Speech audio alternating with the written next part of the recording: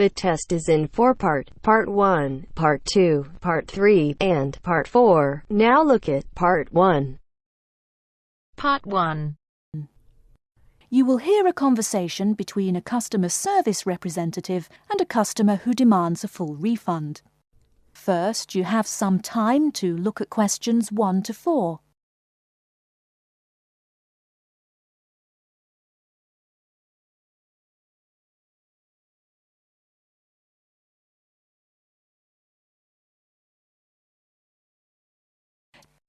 Now we shall begin.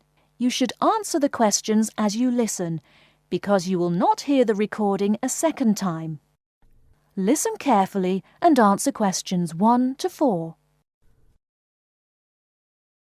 Hello and welcome to Under Pressure Enterprises Customer Service Department.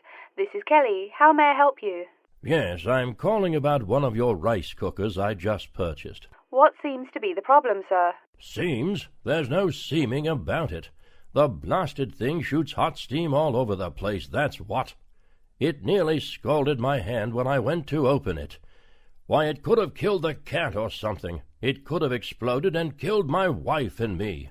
Sir, please calm down. As long as the steam escapes the cooker, it won't explode. So you're telling me there's no problem? Are you calling me a liar? Sir, no one is calling you a liar. Yes, so I demand a full refund. Under Pressure will be happy to refund your money, sir. Now, I just need some basic information. Okay. Sorry, I do tend to get a little hot under the collar. My wife tells me to slow down. So, what do you need to know? Sir, don't worry. I just need to ask you the model number of the cooker. Where are my glasses? Here. Let's see. It's R242. R242. Okay. And how much did you pay for the product? £89.99. It was on sale, I guess I should tell you. Thank you, that's honest of you. Now, where did you buy the cooker? Which store and which branch? At that big Electric Life appliance store downtown. The city centre branch? That's the one. And you say the problem is that the steam escapes? Yes, it does. No problem, sir. If there's steam escaping, clearly the cooker is broken or defective.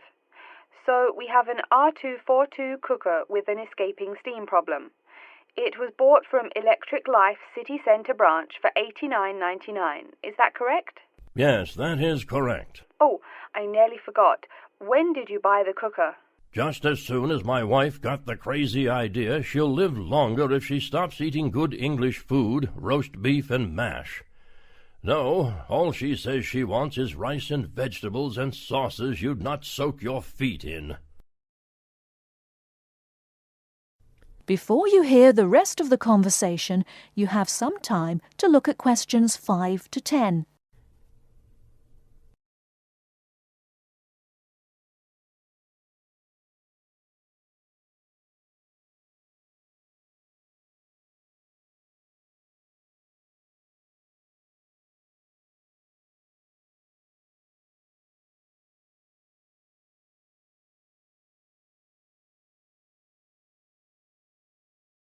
Now listen and answer questions 5 to 10. Sir, when did you buy it? Oh, there I go again. Let's see. We bought it just 6 months ago. We hardly use it either. But 6 months? Is that too long? I mean, for the warranty? Very well. That's well within the warranty period. Now, what's your name and address? Name and address? What for? Sir, it is company policy. If you want your money, you must inform me. Money, you say? Oh, my name is Herbert Hewitt, and my address is 84 Park Road. Is that here in Coventry? Yes, the postal code is B0241DJ. But I don't think sending things in the mail is very secure or very efficient. I mean... Don't worry, Mr. Hewitt, don't worry. We can credit the money to your credit card. You do have one, don't you? Yes, that's how we paid for the cooker. Oh, yes. We still have the number on the computer. I only need to ask your card's expiry date. I'm afraid I never give that sort of information out. I mean, once you have that, anyone could go charging things and— Sir, I said your expiry date, not your card's password. Oh, yes. Foolish me. Of course, you didn't say password. Let's see. That will be April 2008. April 2008.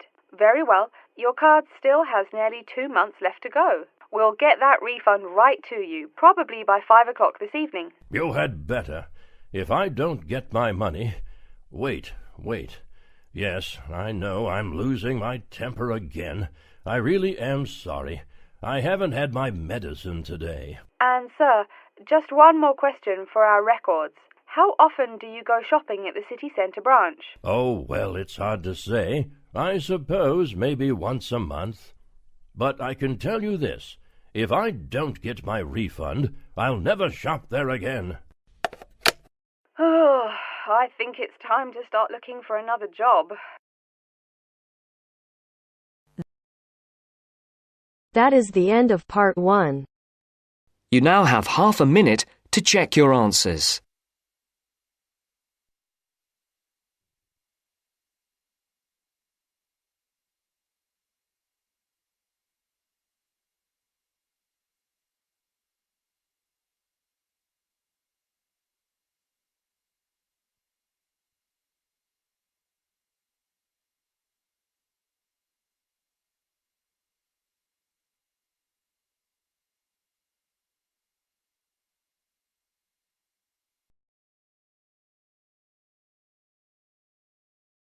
Now turns to part 2.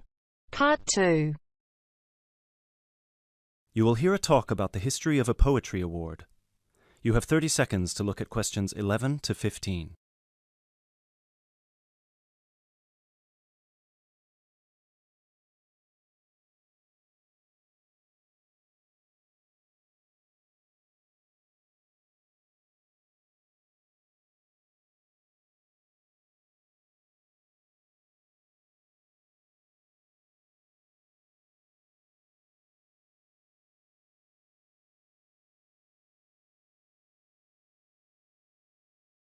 Hello everyone, and welcome to this year's award ceremony for the Antonia Watson Memorial Poetry Award.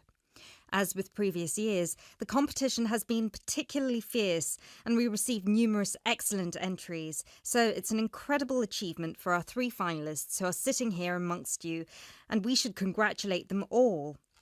However, as with every competition, there can unfortunately only be one winner, and we will be announcing them shortly. Before we do, though, a few words about the award itself.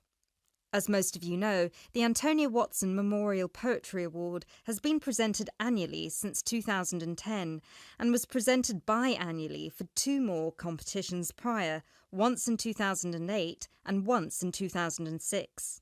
It is entirely funded by Antonia Watson's very generous parents, who offer £1,500 to the author of the best poem on a topic announced at each previous award ceremony, as well as £500 to the first runner-up and £250 to the second, bringing the total up to £2,250. Now, a few words on Antonia Watson herself, without whom none of us would be standing here today. I briefly knew Antonia while at university, where we were flatmates for a year, and I'm afraid that any speech I give will not be able to do her justice, as she was the kindest, sweetest person I've ever met. Thankfully, this part of my speech was written with the assistance of one of her siblings, Thomas Watson, who was not only her brother, but also her best friend. Antonia was born in Slayford, Lincolnshire, in December 1986. From a very young age, she displayed an inquisitive and creative nature, matched in volume only by the gentle kindness of her spirit. She wrote her first poem, named Love Barks, about the death of her dog at the age of 10. This was also her first poem to be published at her school's newspaper, just 2 months after another of her poems, Be Kind, won the 1996 Triad Children's Writing Competition and was published in the competition's anthology. While her early forays into poetry were crowned with impressive success, Antonia unfortunately ceased to write for a few years following the death of her very dear grandfather, Peter William Watson, in 1999.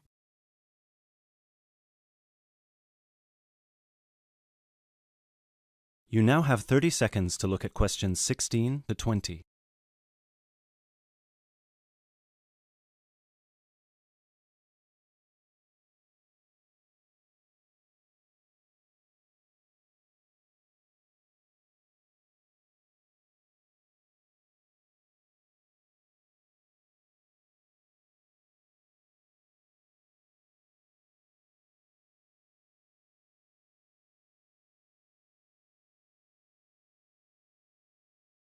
While her early forays into poetry were crowned with impressive success, Antonia unfortunately ceased to write for a few years following the death of her very dear grandfather, Peter William Watson, in 1999. Despite her writer's block, however, her artistic nature didn't lie dormant during the next 4 years. She had an active role in various theatre plays, and she also ventured into painting. A few of the plays are available on the internet, and you can find several of her self-portraits on our website, and you can see for yourself how impressive they are. But poetry, of course, remained her passion even then, which is why in 2003 she resumed writing, and her next poem, The War on Both Sides, was published in her college's journal. At the age of 18, Antonia moved to Sheffield to study English literature at the University of Sheffield. This is where she and I met, spending a whole year in adjacent rooms in a flat in central Sheffield.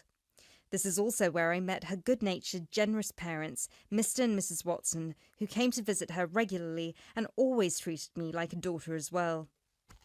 Antonia and I grew very close during that period, and while we ran in different circles, we always found time for each other every week. Antonia self-published one collection of poems in August 2005. It was named Burning Stars, after the poem on page 16, which is also the date of her birthday. It was an immediate success amongst her peers at the University of Sheffield, and it was so cherished by her English literature classmates specifically that it had attracted the attention of one of her lecturers, who put her in touch with a literary agent. She had been due to begin working on her second collection right before her tragic passing in a car accident just 5 days before her 19th birthday in December 2005.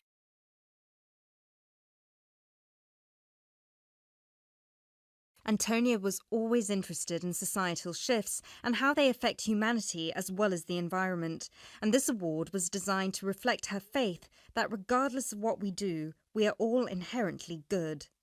With this in mind, all of the topics this competition has dealt with have been about the potential and the positive side of humanity, such as this year's Young Love theme or last year's Inner Power theme. We've had poems about personal strength, about immigration, about gender equality and peaceful protest. And hopefully in 12 months, the poems we'll be awarding will be just as inspiring with the topic of poverty. I know Antonia would be really proud of what her parents and what all of you together have achieved. So, finally, let's get on with the actual award. As I said before, it's been a fierce competition this year, and with more than 5,000 entries, it was quite the task for our 3 judges to cut them down to just 3. But our 3 finalists definitely deserve to be here, and without further ado, I would like to... That is the end of part 2. You now have half a minute to check your answers.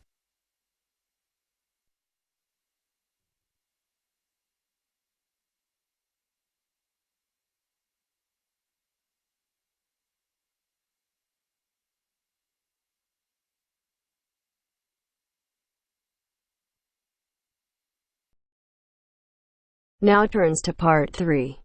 Part 3. You will hear a conversation between a student called Mary and her tutor, Mr. Hadstone. First, you have some time to look at questions 21 to 25.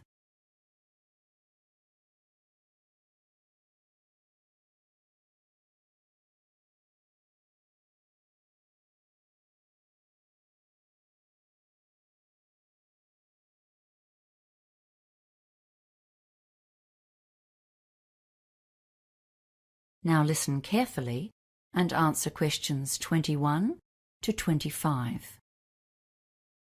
Hello, Mr. Hadstone. Is this the right time for our meeting? Yes, it is. Thanks for coming in at such a late hour, Mary. I know you've had a busy day studying and will be keen to get home. And thanks for volunteering to run this project. It's going to help you develop and practice skills needed by teachers today. Field trips are getting more and more a part of school life. So as a student of education, it'll be wonderful training for you. It's really a great opportunity. We did loads of field trips at school, so I've got a good idea of what sort of things we could do. I expect so. But we're here to go through the basics of planning one, and the trip leader carries a load of responsibility. Right now, you're focusing on activities, but your main job is to consider the dangers and come up with ways of countering or avoiding them. There are lots of government regulations you won't have been aware of on your school trips, but they're just a guideline for your own planning. Some of those school trips you went on would have been pretty adventurous, right? Yeah. Okay, and your plan needs to be tailored to the kind of trip you're doing. On a well-planned and successfully led adventure trip, we don't often hear of problems, even though sometimes there's bad weather, for example, that a school party has managed to combat. That's because the leader created a well-thought-out hazard management plan. Ah, I thought I'd just be taking my mates out on a trek.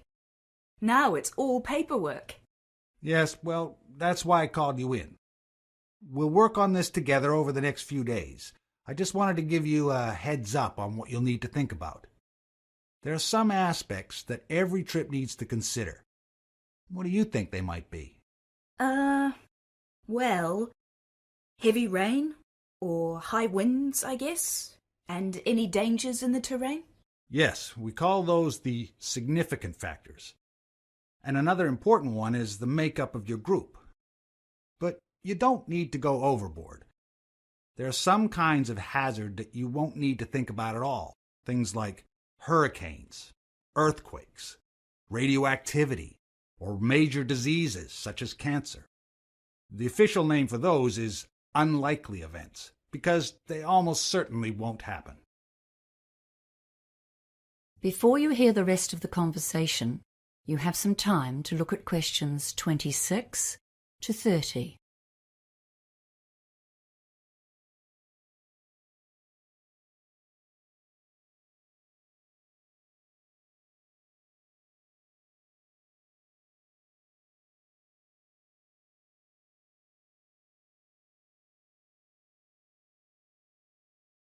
Now listen and answer questions 26 to 30. Okay, so let's consider the hazards seen as most likely on a field trip into the countryside. Weather causes real problems. Overexposure to the sun or the cold, even the wind, can have a big impact. And of course, the weather can change very suddenly and without warning. Yes, people can get into trouble in the hills if they don't bring extra layers of clothes and a jacket, even if they start walking on a hot day. Oh, and a raincoat too, of course. What's next then? Well, let's think about possible activities and what you might need. Yes, okay. Well, for hiking, of course, we need a first aid kit. Oh, and a decent topographic map of the area. And we need to make sure that more than one person can read it. I've run into lots of difficulties in the past with people who can't identify even major features, like rivers. And some people have no idea about contour lines. And I suppose a compass, too. You'd need to list those. Then there are things that might be obvious but must be written down and considered seriously. For example, if there's a possibility of falling more than 2.5 meters, that's considered life-threatening. And I'm sure you would be aware of problems near the sea, like tides or high waves. And the trouble you can get into where there's a possibility of an avalanche or a mudslide or a flash flood if you're anywhere near rivers. Yes. Well, I was thinking of an adventurous route for this trip. You know, that's always more fun. And it's such a cool feeling when you've achieved something really difficult. Yes, okay, but then you need to consider who's going to be in your party. Don't go and plan things that are beyond the reach of most people, or you're asking for trouble. You need to take into account the physical strength and experience of the party as a whole. When you make your groups, make sure there's at least one person in each one who's been hiking a few times before. Wow! There's a lot to write down, isn't there? I'm really keen to get started now. Well, good, because there's a lot more detail to consider. For now, I'll just mention 2 more of the common hazards for high school trips in particular. Yes?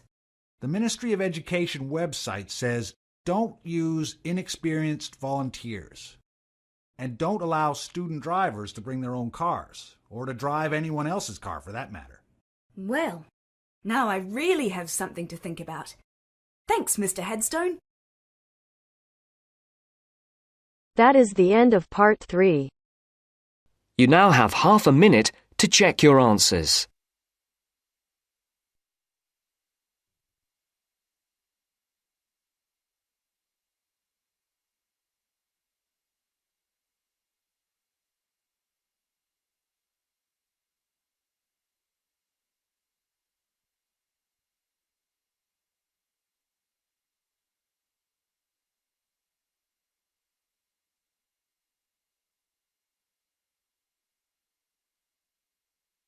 Now turns to part 4. Part 4. You will hear a talk by a financial advisor about debt. First, you will have half a minute to look at questions 31 to 40.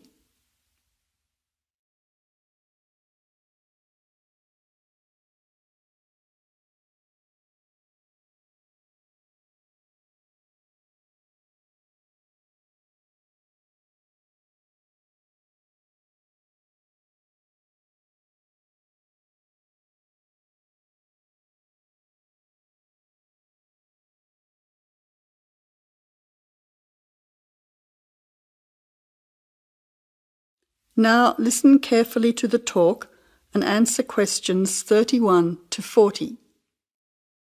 Welcome to today's public lecture on the topic of personal debt. I'm Ray Goodman from the Community Debt Centre, and I'd like to present to you today the second part of our 3-lecture series. Today we're going to look at how debt affects our lives. Debt is nothing new. It's found throughout human history and in every society. Many people know what it feels like to be in debt. Those of you who have bought a house will probably have a mortgage. Perhaps you've borrowed money from family or friends or got a loan for a car. Debt can sometimes be a way of juggling financial commitments and of paying in advance for things that you really need. For everyday living, you might not earn enough money from your job to pay for all the things that you need. You may require a little extra money in the form of credit cards. But debt has a darker side.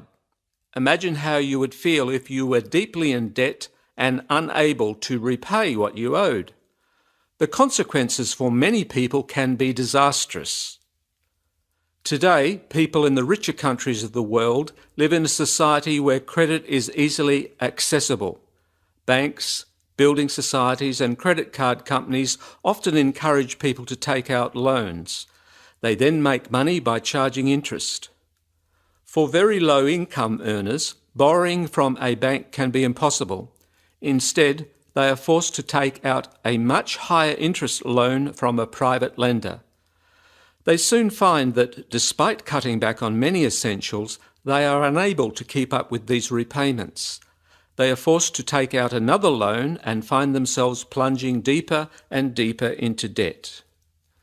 People can find themselves with growing debts if they are unable to repay interest. This may be because of a sudden life-changing event, such as a business failure or losing a job. But for many households, debt is a means of survival. In developing countries, people borrow a tiny sum of money from a local landowner, for example, to pay for medical treatment. They agree that a child would work as a full-time servant to repay the debt, and that child becomes a bonded labourer. But since they are never paid, there is no hope of clearing the debt. Their life is ruled by fear. With no money, education or experience of life, it is impossible for them to escape. Today, debt bondage is a major form of slavery. As you can see, debt affects everyone all over the world to varying degrees. I hope the information I have presented to you today will make you think twice about getting into spiralling debt. Of course, if you are already finding yourself in financial difficulties, please make an appointment to see one of our helpful staff members after this talk. Thank you. That is the end of part 4. You now have half a minute to check your answers.